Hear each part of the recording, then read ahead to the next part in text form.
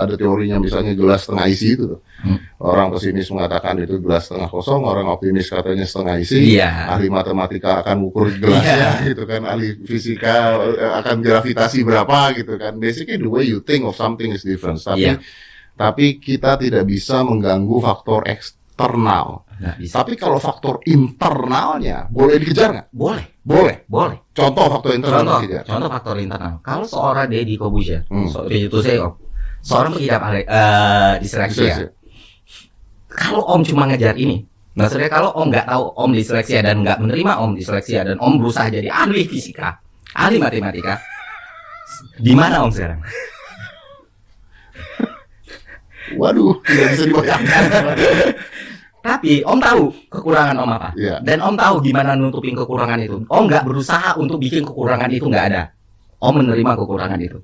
Dan ketika Om udah menerima apa yang bisa Om lakukan dan nggak bisa Om lakukan, ya misalnya bisa Om lakukan adalah ngangkat barbel, ya Om bakal optimal di situ. Dan kayak gini lah jadinya sekarang. Dan value itu yang ditambahkan. Iya. Karena itu bisa dikejar. Iya. Karena itu mampu untuk dicapai. Mampu dikejar. Ini sama seperti kayak misalnya ada seorang komedian yang difabel atau cacat kan. Iya. Ketika dia bisa menerima hal tersebut, dia bisa malah membuat itu jadi rezekinya dia gitu kan. Iya, why not gitu kan. Aurelius kayak si Epictetus kayak gitu. Epictetus cacat, tapi dia jadi guru Stoa dan meninggal.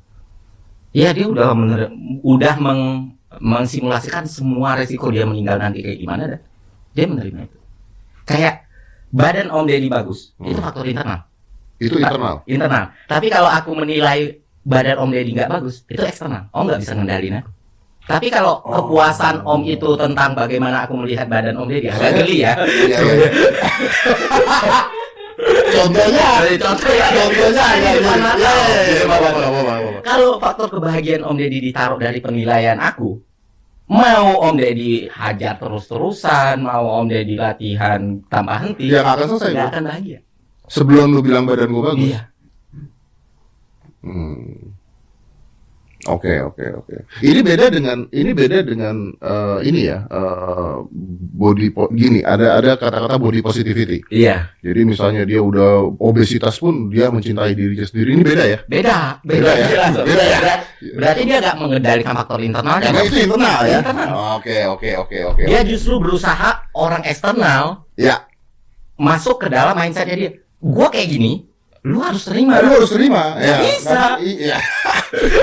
Lu nggak bisa mengendalikan opini orang. Sesalah-salahnya apapun opini orang, itu lahir dari dirinya gitu. Nggak bisa. Lu harus ngelihat gua tuh ganteng, gua ganteng, nggak bisa. Iya, benar. Nah, kenapa bisa ada orang-orang yang menghabiskan waktunya dan niat sekali untuk misalnya komen di Instagramnya orang lain hanya untuk ngata-ngatain orang lain, itu kenapa bisa terjadi seperti itu? Ya itu Om. Ya itu orang-orang ya kita yang dikata-katain atau objek yang dikata-katain kita bisa stoanya. Iya. Tapi gimana caranya ada orang? Karena gini loh, gue untuk komen di tempat lu aja gue males gitu. Dan dia effort buat itu effort maksudnya dengan resiko yang besar ya. Iya gitu ya. Gua kalau komen di tempat aja males. Kalau gua mau komen ya paling gua type 2 love gitu, hati gitu ya, atau keren banget gitu ya. Itu kan enggak terlalu effort kan. Tapi kan begitu dia ngatain orang detail sekali gitu kan. Dia butuh survei, dia butuh cari tahu kelemahan orang gitu kan. Itu kan why there are people like that? Enggak tahu. Itulah yang enggak bisa dikendalikan Om.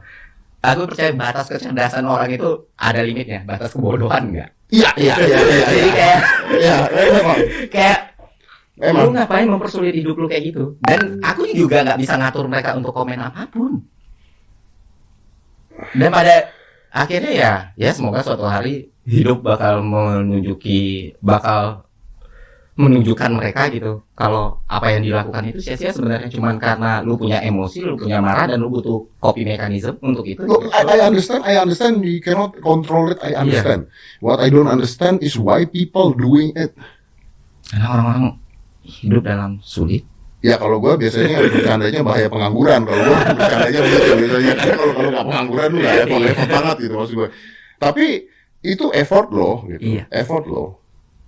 Karena orang dia mungkin ya orang, gue nggak pernah kayak gitu sih. Gue nggak pernah makanya. Cuman kan ada orang-orang kayak gitu, gitu loh.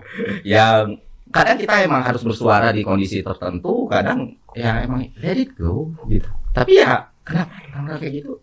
Nggak tahu Om. Kayaknya harus Om undang satu di share, dicari di komen ya, head komen paling pedih gitu. Nggak kita tangkep ya? Nggak tangkap. Kenapa? Coba jelasin kenapa? Apa masalah lu? Apa gitu ya? Hidup lu kenapa? Gua nggak main polisi, nggak main fisik. Kenapa? Penasaran. Ide tuh Om. Ini bagus ini. Iya benar, kenapa? Karena banyak kalau kayak di YouTube kita aja, di YouTube semua lah, di YouTube semua orang gitu. Kan ada yang, wah, gua nggak suka nonton, gua skip video ini. Ya, ada yang gitu, ya kan? Kan gue pernah ladenin yang kayak gitu. Izin skip kok izin. Lu komen aja video gue di jalan, goblok. Dulu tuh ada Om, waktu bahas ini ya, waktu bahas soal vaksin di awal kan. Itu kan semua kemungkinan soal vaksin itu bisa aja terjadi, possibility bisa aja terjadi. Betul. Tapi kita kan nggak bisa logical fallacy kalau COVID emang berbahaya. Tapi mostly karena orang nggak teredukasi dengan baik, ketika dia merasakan, oh mungkin aja dibuat manusia, dia mengambil kesimpulan COVID itu nggak bahaya. Penarikan kesimpulannya salah. Ya. Iya, COVID dibuat manusia mungkin. Konspirasinya ada, mungkin. Oke. Tapi COVID-nya ada. Tidak menggugurkan kalau itu berbahaya dan menularkan. Ya. Gue ngejelasin ini. Ada satu orang yang nggak terima banget ngomong panjang lebar di YouTube. Ada 4 komentar Om. Dan namanya YouTube kan sebenarnya kalau kita komen, kalau menurut sistem YouTube komenan ini nggak atas ya? Bukan Om. Oh, nggak pantas, langsung dia take down tanpa kita ngapus. Iya betul. Orang-orang kan nggak tahu. Komen gue biasa dihapus. Iya. Nggak pernah punya dulu. Iya. Wah, kan benar ini konspirasi. Ferry Irwandi itu antek global ini. Wah, mak, udah bilang kan. Pertama terhibur Om. Ternyata dia nge-reach Instagram aku. Dia effort dia komen di Instagram, komen di semua komenan, DM. Tak ladeni. Jadi lu stoik. Nah, bukan itu, karena ngerasa penasaran tadi. Kenapa? Lebih gak kesel tadi. Mas kenapa? Oh ini COVID ini. Pokoknya dia orang yang anti COVID banget. Oh ya sudah, kalau menurut Mas kayak gitu ya udah nggak apa-apa. Terus apa masalahnya? Ya lu ini. Oh iya. Jadi gimana Mas? Tak ada ini. Aku yang diblok ujungnya. Teman-teman belum tahu tentang stoik ya, mungkin pelajarilah tentang stoik karena ini banyak yang nggak tahu. Ada berapa kali dalam hidup gua menerapkan hal tersebut. Karena percayalah, yang orang tahu itu yang orang lihat di hidup gue itu selalu kesuksesannya. Ya betul, karena saya tidak pernah memamerkan kegagalan saya. Kan Instagram dan sosial media bukan tempat untuk memamerkan. Saya bukan tipe orang yang berdoa di Instagram atau curhat di Instagram hitam pakai lagu. Sesekali mamerin kegagalan gitu. Gue bingung. Biar tahu gitu ya. Iya. Biar tahu ya. Emang pernah gagal? Pernah gagal pernah menghadapi salah satu contoh yang kita nggak usah bicara bisnis lah. Salah satu contoh adalah pernikahan gue gagal. Oh, dan itu bukan hal yang ringan. Itu bukan hal ringan. Anak ada di gue. Gue tidak mengerti cara mendidik anak. Gue nggak ngerti jadi ibu.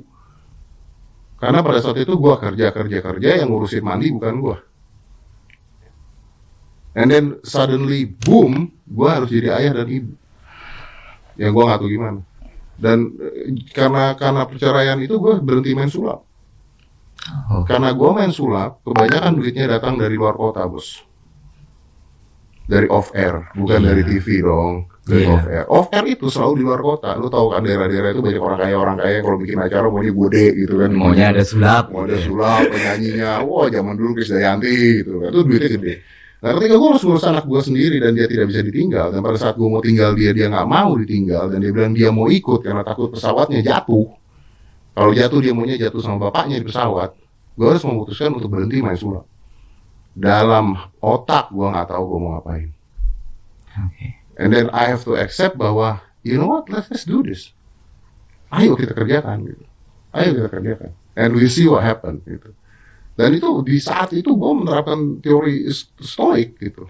Ya ini ada faktor eksternal yang ini bukan faktor eksternal, tapi ini pilihan yang kalau gue mau mengambil ini mungkin gue lebih kaya, tapi anak gue terlantar, ya udah gue ambil ini anak gue aja.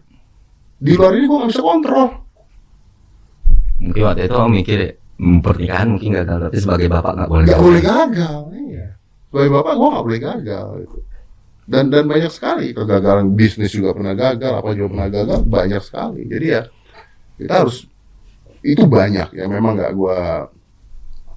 gue share. Makanya gue pengen banget ketemu supaya kita bisa ngasih juga pelajaran lah ke orang-orang. Ya hidup tuh tidak perlu terlalu ngoyo gitu ya. Boleh punya mimpi, boleh punya harapan, boleh punya apa boleh, tapi ingat mimpi Anda terlalu besar kan, mimpilah setinggi langit, kalau jatuh masih di bulan-bulan, betul. Tapi kadang-kadang jatuhnya jadi gila. Masalahnya kan awannya nggak menutup semua. Iya, kan jatuh banget tuh. Karena jatuh banget, begitu jatuh banget ya jadi itu. Makanya teori Stoa ini harus orang banyak belajar. Tapi gue belum pernah lo ketemu orang dengan pemikiran Stoa, belum pernah. Baru maksudnya orang yang bercerita tentang Stoa itu belum pernah, dan baru lu aja. Mungkin gini, mungkin itu salah satu kenapa gue nganalisa kenapa channel gue bisa naik untuk ukuran orang yang benar-benar mulai dari nol ya. Karena kan sekarang katanya sulit banget ya. YouTuber lama kan pada bilang, oh YouTube sekarang susah gitu. Algoritma ini. Iya. Gue kenal teman-teman gue. Makanya gue tidak mau banyak ngomong. Iya. Saya tidak mau banyak ngomong. Cuman dan itu gue debatin om, maksudnya ke Jovi, ke Andovi juga. Nggak gitu. Contoh nyatanya gue nih, gue bilang. Mostly masyarakat berkembang dan tuntutan mereka atas suatu produk atau suatu konten itu juga udah berubah. Jadi sebenarnya bukan algoritmanya doang, tapi masyarakatnya berubah. Masyarakat TV sekarang ke YouTube. Iya. Masyarakat alainya ada di YouTube juga. Terus masyarakat YouTube yang udah biasa nonton YouTube, tingkat kebutuhan mereka atas konten itu bukan lagi kehidupan sehari-hari orang, tapi orang ini mikir apa ya? Iya. Apa ya value yang gue dapat dari sini? Betul, makanya saya agak tidak setuju dengan mereka juga. Karena orang kan banyak ngomong kayak gue nih, oh gue selebriti nih, artis nih ya, oh terkenal di YouTube. Lo gue tuh 11 tahun lo di YouTube. I know. 11 tahun lo gue, bareng sama Arab, bareng sama siapa, cameo masih ada. Memang dulu gue main YouTube just for fun gitu, terus ada motif, ada apa. Tapi maksudnya nggak gitu, pola pikirnya nggak boleh begitu bos gitu loh. YouTube company ya jelas yang dia cari uang. Ya uang lah, iyalah kalau people stay on that channel ya, oh, itu yang dia provide dong. Iya, benar. Bos, sambil minum bos. Oh iya mas. Tuh enak. Soalnya kalau di tempat dia semuanya pada ngerokok. Tempat dia.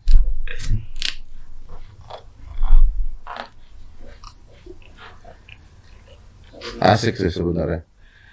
Sulit. Loh, ini apa om? Oh, lu menang ya? Iya, gue udah 200 botol kali gue buka. Itu gimana tuh om? Nah, ini nih ada THR. Ini kan versi THR 10 juta. Ada tulisannya tapi kecil banget ini, nggak kelihatan kayaknya. Nih, jadi ada label khususnya THR 10 juta. Ini dapatnya 10 juta. Katanya sih ada motor, ada apa sampai ada uang THR 10 miliar. Jadi ini WhatsApp ke nomor ini, terus udah gitu macam-macam lah hadiahnya, macam-macam lah, uang tunai, voucher online, dan produk teh botol juga intinya. Emas juga ada. Jadi ini harus WhatsApp ya? Iya, di WhatsApp di sini mas ada nomor WhatsAppnya, ada kode uniknya juga. Ada kode uniknya juga. Oke. Tapi boleh nggak nih gua ini di reimburse diklaim boleh? Nah kalau tunggu bentar. Kalau kayak begini gimana di teori Stoa? Ya sudah, happen ya? Happen. Bukan berharap ya? Nggak berharap kok minum dapat 10 juta. Ya seneng, masa jingkrak sekarang. Iya, tapi maksudnya kebahagiaan itu boleh ada kan? Boleh ada. Dan itu nggak yang selalu bergantung sama faktor eksternal doang. Dan bisa datang dari manapun kan. Apalagi kalau kita beragama kan kita tahu. Ada koda, ada kadar, ada konsep rezeki. Iya betul. Ya kalau rezeki ya rezeki. Nggak bakal kemana. Dulu di madrasah diajarin kalau emang rezeki itu lahir ini ember, udah segitu. Ya sampai mati kita juga bakal segitu. Nggak semua nabi loh kayak. Ya betul. Kalau sukses ya salah satu menurut gue yang paling oke ya dari apa yang gue pelajari, yaitu ada satu buku namanya Fast Line to Billionaire. Iya. Tapi dia nggak mengajarkan scam, nggak ngajarin apa. Dia cuma ngasih tahu bahwa ada sidewalk yang buat orang jalan kaki, ada slow lane yang jalan mobil biasa, ada fast lane. Jadi kalau sidewalk itu ya tempat lu jalan kaki. Ya orang-orang itu adalah orang-orang yang misalnya bekerja YOLO, pokoknya gaji hari ini habis hari ini, gitu ya. Dia merasa aman karena dia bekerja di satu tempat, tapi sebenarnya dia nggak sadar di jalan sidewalk itu bisa ditabrak mobil. Iya. Gitu. Artinya perusahaan bisa bangkrut, lu nggak punya tabungan ke depan. Nah ini yang paling bahaya menurut dia. Yang slow lane itu adalah ketika lu ada mobil, lu jalan, jadi lu tetap bekerja, lu ngumpulin duit, lu taruh investasi atau lu nabung atau lu apa sampai lu tua, lu nyaman karena lu punya tabungan, investasi dan sebagainya. Yang fast lane ini jalan cepat. Jadi jalan cepat itu ya artinya lu usaha, kerja, bikin usaha sendiri, UMKM sendiri, apa sendiri, bisnis sendiri dan sebagainya. Begitu meledak, kaya. Tapi kecelakaan paling banyak itu di fast lane. jadi kalau dibaca dari buku itu, semuanya ada yang tidak benar juga gitu.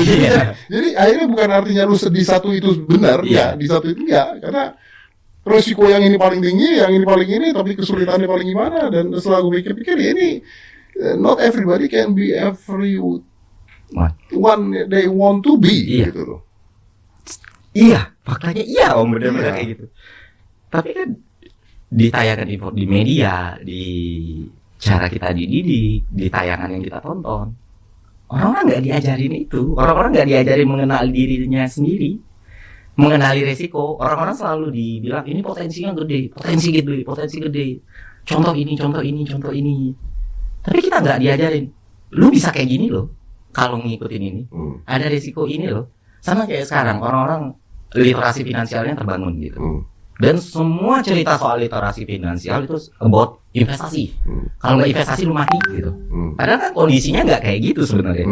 Investasi itu apa dan bagaimana kita berinvestasi, seberapa banyak uang yang harus kita hasilkan per bulan dan berapa persen dari situ yang bisa diinvestasikan. Kalau semua uang kita investasikan, kita makan apa? Ya tapi kan sekarang yang orang otaknya cuma kalau nggak ada kripto kita goblok, nah, gitu. Kalau nggak ikutan NFT kita tolol. Gitu. Kalau kita nggak main stok, kita nggak main kripto, kita adalah manusia-manusia primitif. Gitu. Ketinggalan zaman. Padahal kan nggak juga sebenarnya. Ada itu pilihan. Karena ada human capital, ada financial capital. Iya. Tapi mostly orang-orang lihat nilai suatu manusia diukur dari financial capital. Ya, bukan value manusianya ya. Bukan value manusia. Bukan knowledge, bukan value. Padahal itu masuk ke modal manusia. Jadi sebenarnya yang paling penting itu adalah value-nya dulu yang dibesarkan. Iya. Ya, karena kita kalau ada orang mengatakan, "Aduh, gua kalau punya waktu lebih banyak lagi, if I have more time, kayaknya gua bisa sukses nih." Well, you know what? The fact is you cannot have more time. Iya. Jam 6 sampai jam 6 udah 24 jam gitu. You cannot have more time, but you can have more value. Value-nya yang dibesarkan. Kalau lu sebagai pegawai, value lu sebagai pegawai dibesarkan. Your boss gonna notice you. Iya. Contohnya begitu. Bukan karena lu lembur aja di situ tapi ngapa-ngapain nggak ada value-nya gitu. Jadi value manusia yang harus dibesarkan. Ini memang sulit dan nggak banyak orang bicara seperti itu. Gua bicara tentang edukasi aja, terus yang berita di luar dari Corbusier tidak setuju dengan anti edukasi. Nanti sekolah kuliahnya sampai S3 ya om. Orang pada bikin video, pada bikin Gua tidak setuju dengan sistem sekolah gitu, karena ini balik lagi loh kayak tadi itu. Inilah yang membuat orang-orang akhirnya jadi FOMO, orang-orang jadi punya harapan yang terlalu besar padahal dia tidak ada di sana gitu. Dia nggak ngukur, dia nggak mikir. Ya kemarin gue telepon-teleponan sama guru sekolah karena Aska absen 11 kali. Nah, kalau 19 kali dia nggak naik. Gitu. Kalau 19 kali dia nggak naik. Tapi di telepon-teleponan dengan gurunya itu, gurunya mengatakan bahwa Aska is very extraordinary student. Dia bilang, kenapa? Gue tanya. Karena walaupun dia absen 11 kali, tapi dia bisa ngikutin pelajarannya dan nilainya bagus. Di otak gua, ya sudah dong. Ya udah dong. Maksudnya, ya udah dong. Gitu dong. Kan 5 tahun 6 tahun jangan dikasih handphone, jangan dikasih apa, tapi orang tuanya Instagramnya story-nya kayak jahitan. Iya. Maksudnya kalau gue jadi anaknya kan, what are you doing? You're pulling that phone all days. Why cannot see it? Gitu kan. Karena standarisasi itu terlalu gampang dibuat. Bahkan manusia ini ngakunya semua manusia spesial. Enggak. Semua manusia enggak spesial, tapi semua manusia unik. Ya. Karena kita itu semua ada lebihnya, ada kurangnya. Nggak bisa semua orang disamaratakan dengan metode yang sama. Misal ilmu parenting gitu atau hal-hal seperti itu. Nggak bisa. Kalau misalnya Om Deddy mendidik Aska dulu dengan bahasa Indonesia di awal, mungkin perkembangannya nggak berbeda juga. Dan kita nggak pernah tahu kok. Iya. Nggak pernah tahu kok. Bener. Gue suka ngomong ketika ada orang yang minta gue untuk motivasi untuk tentang parenting gitu. Yang awal-awal gue katakan ketika gue ngomong adalah, tolong jangan dianggap saya ayah yang berhasil, karena anak saya masih berkembang. Nanti aja kalau saya akan bilang saya yang berhasil ketika anak saya sudah berdiri sendiri, sudah dia punya kesuksesan dia sendiri, sudah bisa ini sendiri, berarti gue ngedidik dia berhasil. Sekarang masih dalam proses mendidik, proses menjaga, proses itu semua. Gitu. Ini perjalanan, bos, perjalanan. Ya memang tidak mudah. Gitu. Terus ini sorry nanya nih Om, malah aku yang berdasarkan. Kan semisal waktu Aska bertarung di ring, terus kan adalah yang meme, adalah yang komen yang aku bohong kalau aku bilang nggak lucu gitu. Lucu sih kayak gitu kan. Om Deddy sendiri menanggapi itu kayak gimana, misalnya kayak, nih bapak ngadu anak sama bapak tiri ya segala macam kayak gitu. Memang. Harusnya Om jadi guru stoik. Memang maksudnya gini loh, kan itu one of the reason kenapa pertandingan itu ditonton puluhan juta, kan ada histori cerita di belakangnya. Dan gue mengambil histori cerita itu secara subconscious ke orang-orang. Ya kalau gue judulnya kayak begitu kan kayak sinetron Asap Indosiar kan. Kalau gue kupukul bapak tiriku. Jadi begitu kan. Tapi kan story itu memang ada gitu ya. Yes, I'm riding the wave. Yes, story-nya ada. Vicky, gue tahu ini Vicky ketika nantangin gue ribut, nantangin gue berantem, nantangin gue tinju, gue tahu bahwa dia itu memang cara mencari popularitasnya adalah dengan cara seperti itu. Itu gue tahu dan gue paham, dan gue kenal Vicky gitu loh, baik kita. Makanya, kalau ini bisa gue larikan menjadi sport, oke nih. Tapi kalau saya lawan Vicky, kayak mantan suami merebutkan kan jadinya kan. Makanya gue nanya, nih Aska gini. Askanya, ayo buat Aska. Pada saat itu dia nggak mikir ini siapa. Wah, ini gue bisa berantem di atas ring nih gitu kan.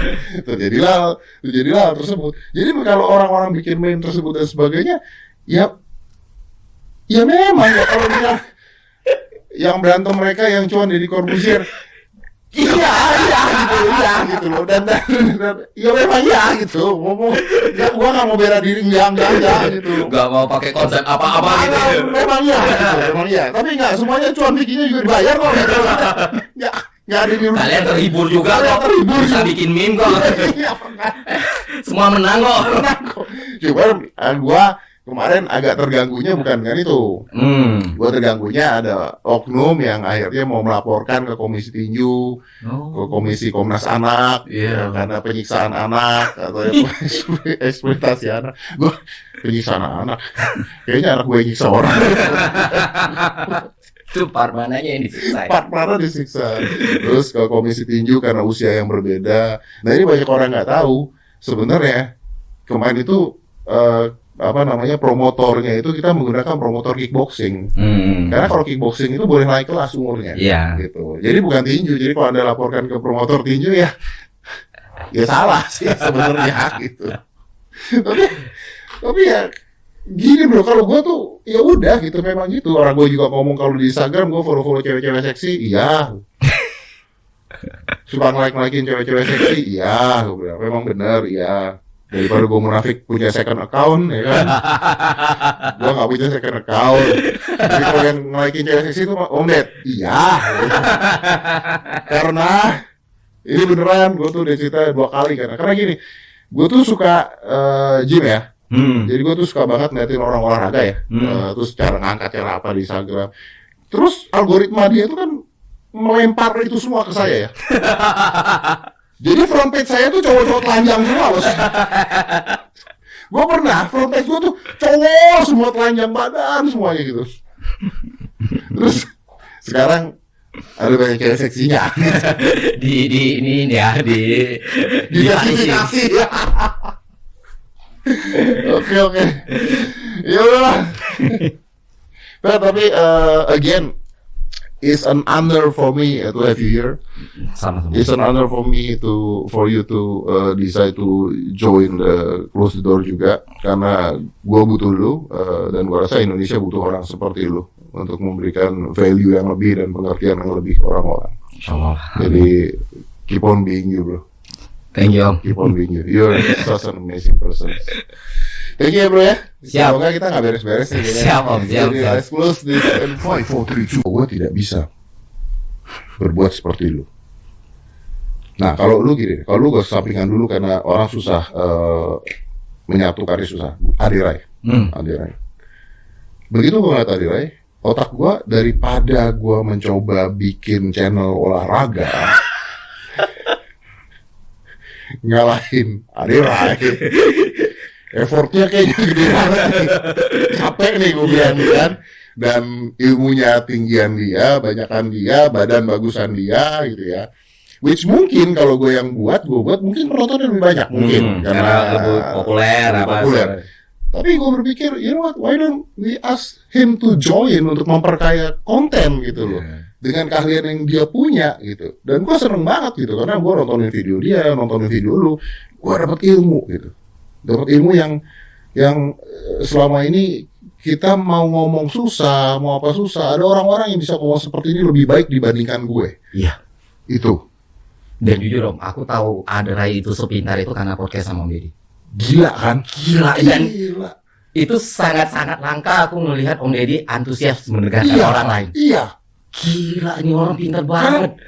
Jadi begitu gue dengerin dia ngomong gitu, gue langsung, saya kayaknya tidak usah buat lagi.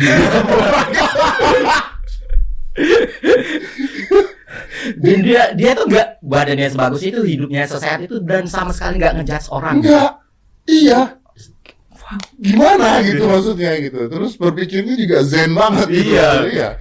Jadi ketika dia ngobrol sama gue gitu, udahlah ini orang udahlah, gue tidak bisa lari ke arah sana saya kayaknya. Lebih baik kita bergabung aja lah gitu kan. Ya tapi memang seperti itu sih kenyataannya memang ya gitu. Makanya orang-orang ini ya yang menurut gue bisa ngasih ilmu banyak gitu. Ya sayangnya memang orang-orang yang bisa ngasih ilmu banyak ini bukan orang-orang yang menghasilkan duit.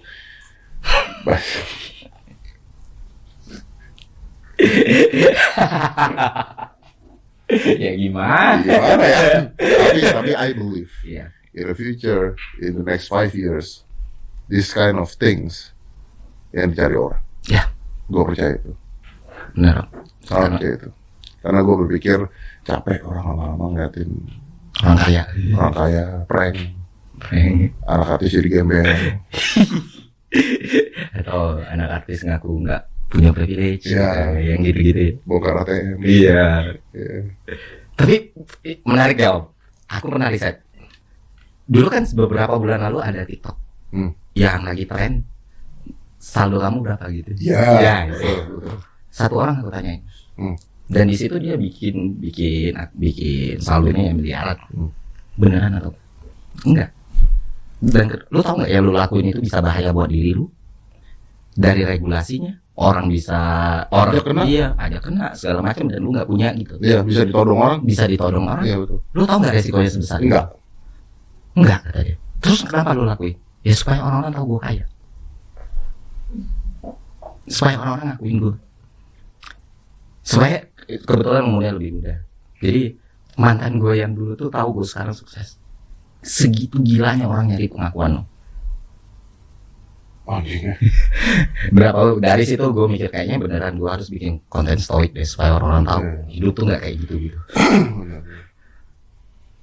Bener. Memang. Dia ngedit sengaja dan effort om memang ngebuat di kertas scan itu akhirnya dimasukin handphone jadi seakan-akan ini saldo. Shit. Dan lu lakuin itu cuma untuk diakuin orang. Ada film namanya Fight Club. I know. David Fincher kan. Brad Pitt bilang kan, kita membeli barang yang kita nggak butuhin dari uang yang kita nggak punya untuk menyenangkan orang yang nggak kita kenal. Iya. Yang kita nggak suka. Atau nggak kita kenal. Itu yang happen di society kita bahkan sempat parah banget sejak COVID kan. Makanya semua scam itu naik semua karena validasi orang lain. Tapi masalahnya gini bos, sulit bos, susah bos. Gua nggak tahu lu pernah nonton YouTube-nya Aska nggak belakangan? Selalu. Dari Aska ke gambar aku nonton. Terus dia kan sekarang bikin sama Nada berdua yang fun, yang sama Paris kan terakhir. Yang fun gitu. Sulit bro untuk membuat konten yang karena tim gua tuh ngejaga gitu. Jadi ini beneran ya timnya juga masih di sini. Ini beneran, kayak misalnya kita mau pergi kemana, terus mau bikin vlog, jadi kan ada adik angkatnya nih sekarang nih, mau bikin vlog, belanja baju, tapi yang ini beliin baju ini, kan masih nggak matching tuh, karena yang cowok nggak pernah beli baju cewek, nggak pernah beli baju cowok gitu, tapi gue ngomong gitu, tim gue, nanti masing-masing anak bisa dikasih duit segini, nah ketika ngomong duit segininya, lu bip ya, gitu. Ketika ininya lu bip ya, dan ada beberapa selentingan dari tim gue, justru itu yang menjual kan.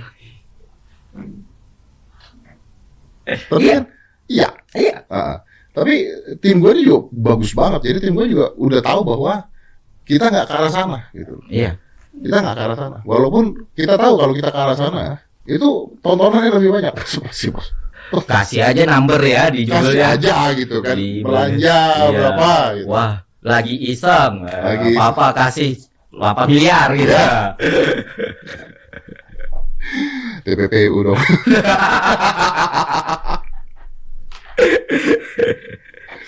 Iya benar. Terus om? Ya, terus ya kita jalanin kita bikin nice namanya apa yang and slow ya. Aska punya nice, nada Aska yang and slow gitu. Ya udah mainan yang positif, ini yang positif dan gini menariknya. Pakai bahasa Inggris dua-duanya. Terus gue bilang sama tim gue, jangan di subtitle kan. Wah tapi nanti begini orang pada ribut. Ya udah biarin aja orang ribut. Karena ngerjain subtitle kesian yang ngerjain bos. Iya. Lama banget ngerjain subtitle kesian. Udah biarin aja. Tapi ada yang nonton dan gue yakin makin lama makin banyak yang nonton karena orang-orang makin lama makin tahu bahwa ini ya gue ngomong ngalor ngidul, tapi intinya beginilah. You waste your time, let's say 3 to 4 hours a day in social media. 3-4 jam di social media. Tidak ada masalah. Apa yang lu lihat di sosial media itu yang jadi masalah. Iya. Itu yang jadi masalah. Kalau lu ngelihatnya hal positif, hal bagus, pelajaran, pendidikan, ilmu baru, hobi baru, cara motivasi, apalah itu lah, it's good. Tapi kalau lu ngelihat sesuatu yang bikin pola berpikir lu bahwa ini orang kaya, ini begini, ya kemakan. Iya jelas. Makan. Gue tuh pernah didebat orang, kerabat juga main ke rumah. Anak gue umur 1 tahun, gue kasih handphone suruh nonton. Iya. Dan orang anak kecil tuh nggak boleh nonton YouTube, anak kecil tuh nggak boleh kenal teknologi, diajak main. Ya lu nggak tahu punya anak kayak gimana gitu kan? Maksudnya kayak gitu, orang gampang banget ngejudge kayak gitu.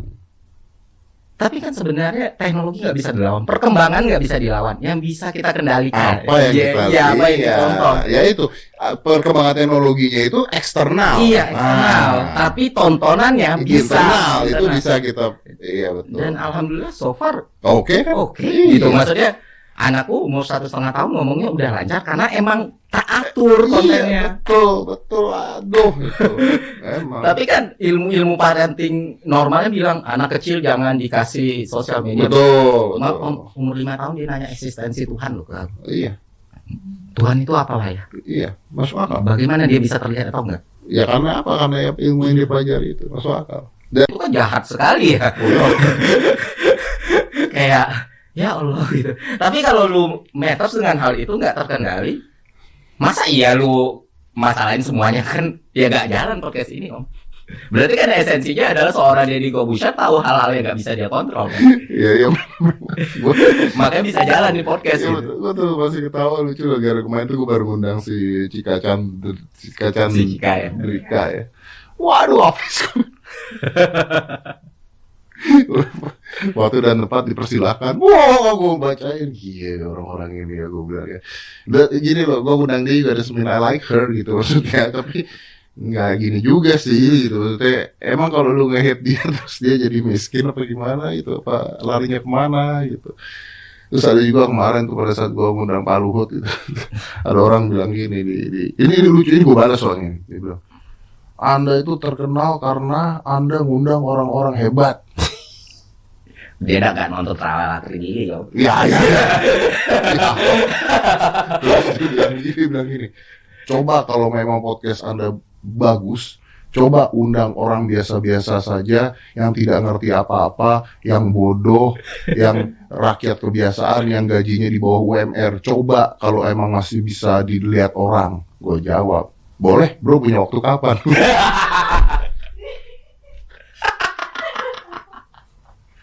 Jahat. Habis gimana? Gue baca, ini mau dibalasnya apa gitu? Maksudnya Emotional damage gitu. emotional damage ya memang. Pusing gue kayak begitu kadang-kadang orang aduh gitu. Tapi bener bro, karena memang adanya murah banget, adanya scam dan sebagainya ini memang karena orang pengen ikut-ikutan FOMO, dan kalau nggak ada di sana mereka merasa tertinggal karena melihat yang lain kok kaya-kaya, sukses. Makanya gue tuh selalu ngomong, dimanapun gue selalu ngomong, do not believe what you see on the social media. Yep. It's all fake, gue bilang. It's all fake, gue bilang. Terserah dah lu mau ngomong apa, tapi it's all fake, gue bilang. Like literally all fake. Iya. Bahkan gue sendiri, Gue juga gitu, gue juga. Banyak kita taruh kan, ya kita, ya gimana dong ya? Ya. Iya, nggak ada yang otentik benar-benar. Nggak ada yang Nggak otentik bener-bener, nggak ada tuh, nggak ada. Nggak Gitu. ada. Nggak ada. Pasti ada yang difabricate, pasti ada yang dibuat, pasti ada yang ditunjukin ke orang-orang. Gue pernah lagi nggak bisa tidur, ada kerjaan sampai jam 2 pagi, jam 3 pagi. Terus karena gue banyak kerjaan pada saat itu, gue minum kopi banyak gitu. Wah, nggak bisa tidur nih gue. Terus besokannya juga libur gitu. Akhirnya terus gue nge-gym jam 3:30. Mantap. Gue posting dong. While you sleep, I work out. Coba. Ini jam 3:30. Terus buahnya kan, wow berarti pantas begini, pantas gitu. Wah jam segini aja gitu. Udah gitu banyak baca, gue mikir, anjing ini kalau orang-orang ikutin tipes ya. Padahal gue lagi flexing gitu maksudnya. Padahal nggak ya tiap setengah menit. Enggak. Gue lagi flex. Kebetulan, wah gue bisa flexing dong gitu kan maksudnya When kan. you sleep, I work out ya. Flexing kan? Iya. Flexing gitu. Wah ternyata begini ya, ternyata begitu ya gitu. Kalau lagi makan makanan sehat kan, wah eating this, wah gitu kan. Kalau kue yang dari lu ya nggak gue post. Even aku ngeliat Om Deddy pun sendiri waktu dihubungin manajer kan, wah ini di close the door.